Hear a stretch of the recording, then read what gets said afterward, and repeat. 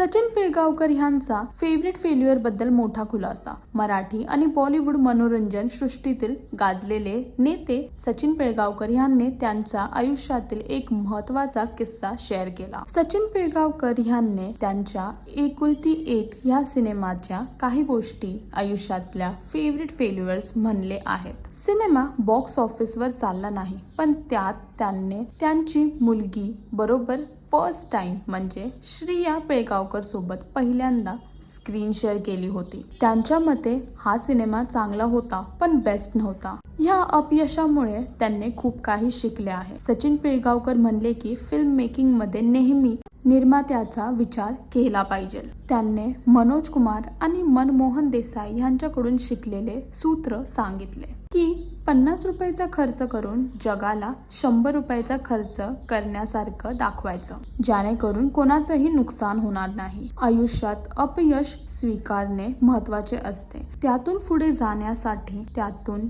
शिकणे गरजेचं असते, असे म्हणताना त्यांनी हे सगळं व्यक्त केलं आहे. अजून असे लेटेस्ट अपडेट्ससाठी टेलीचक्र रिजनलला सबस्क्राईब करायला विसरू नका.